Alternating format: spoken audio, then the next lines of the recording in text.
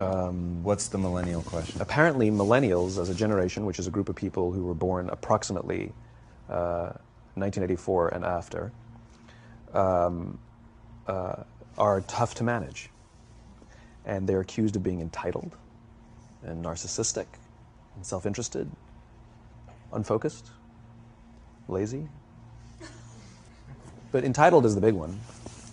And because they confound leadership so much, what's happening is leaders are asking the millennials, what do you want? And millennials are saying, we want to work in a place with purpose, love that.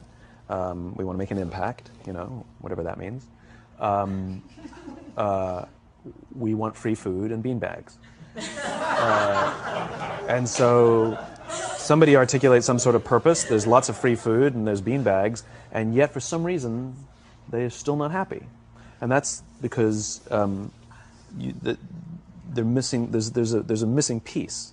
What I've learned is that I can break it down into 4 pieces, right? There are four things, 4 characteristics. One is parenting, the other one is technology, the third is impatience, and the fourth is environment. The generation that we call the millennials, too many of them grew up subject to, not my words, failed parenting strategies, you know? Where, for example, they were told that they were special all the time. They were told that they could have anything they want in life, just because they want it, right?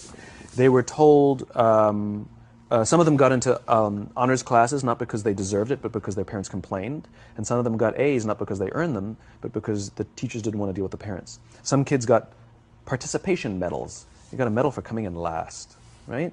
Which the science we know is pretty clear, which is it devalues the medal and the reward for those who actually work hard, and it actually makes the person who comes in last feel embarrassed because they know they didn't deserve it, so it actually makes them feel worse, right?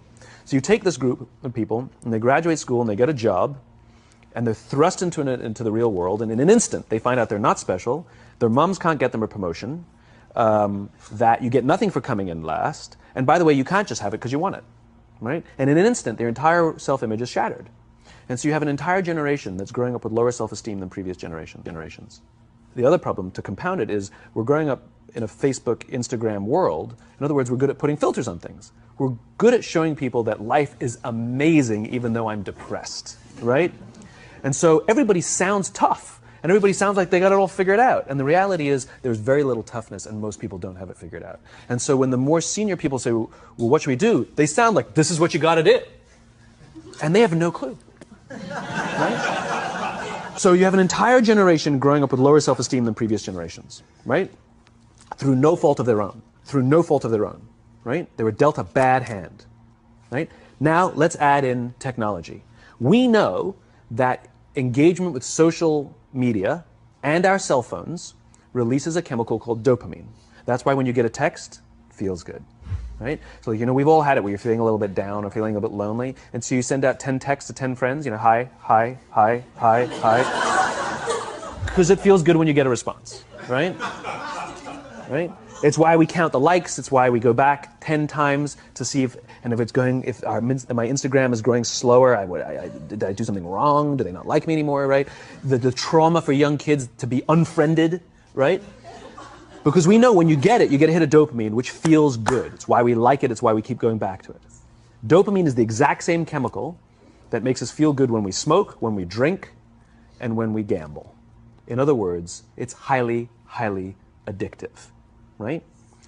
We have age restrictions on smoking, gambling, and alcohol, and we have no age restrictions on social media and cell phones, which is the equivalent of opening up the liquor cabinet and saying to our teenagers, hey, by the way, this adolescence thing, if it gets you down. What's happening is because we're allowing unfettered access to these dopamine-producing devices and media, basically it's becoming hardwired, and what we're seeing is as they grow older, too many kids don't know how to form deep, meaningful relationships. Their words, not mine. They will admit that many of their friendships are superficial.